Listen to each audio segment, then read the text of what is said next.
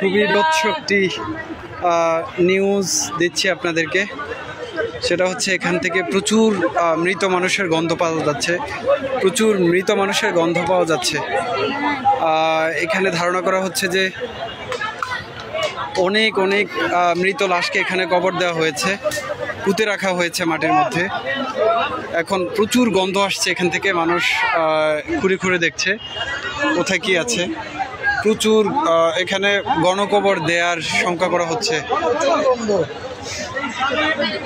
প্রচুর প্রচুর অনেক গন্ধ বেরোচ্ছে এখান থেকে। এই জায়গাটি হচ্ছে গণভবনের ভেতরের সামনের সাইড।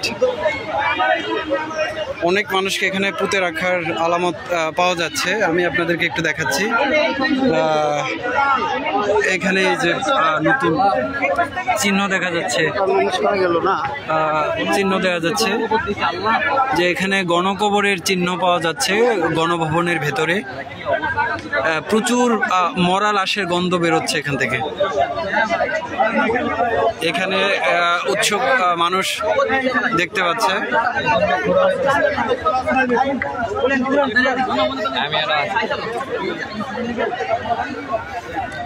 অনেক লাশের গন্ধ বেরোচ্ছে এখান থেকে।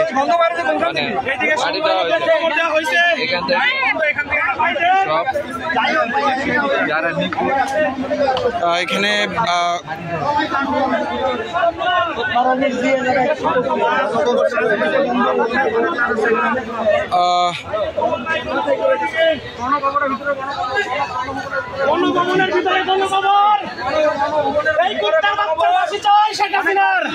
ভাই এখানে আপনি কি শঙ্কা করছেন?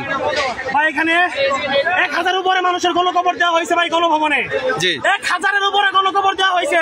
এই স্বৈরাচারী সরকার আমাদের ছাত্রদের গণকবর দিচ্ছে, সাধারণ মানুষের গণকবর দিচ্ছে। ওরে ফাঁসি চাই, ফাঁসি।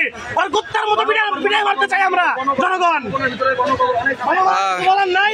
জি জি, ধন্যবাদ। ফাঁসি দেওয়া, ফাঁসি দিতে হবে ভাই। এখানে সবার দাবি একটাই, ফাঁসি দিতে হবে। জি ইনশাআল্লাহ। জনগণের একটাই দাবি, সাধারণ মানুষের দাবি, আমাদের ছাত্রদের দাবি, সবার দাবি আর ফাঁসি চাই। আমরা আর কিছু চাই না, ফাঁসি চাই, ফাঁসি চাই, ফাঁসি চাই, ফাঁসি চাই। এই মুহূর্তে এখানে মানুষ ক্ষোভে ফেটে পড়ার মতো অবস্থা। প্রচুর গণকবরের সন্দেহ করা হচ্ছে এখানে গণভবনের সামনেই ভেতরে। তো এখান থেকে প্রচুর গন্ধ বেরোচ্ছে, এখানে টেকাই রায় হয়ে পড়ছে। এখানে চিহ্ন দেখা যাচ্ছে, অনেক নতুন কবরের চিহ্ন পুঁতে রাখা হয়েছে, পুঁতে রাখার চিহ্ন দেখা যাচ্ছে গণভবনের ভেতরে। আল্লাহ ভালো জানেন যে এখানে কি হয়েছে, কি পরিমাণ লাশ এখানে পুঁতে রাখা হয়েছে। আশাবাদী সরকার আমাদের ছাত্রদের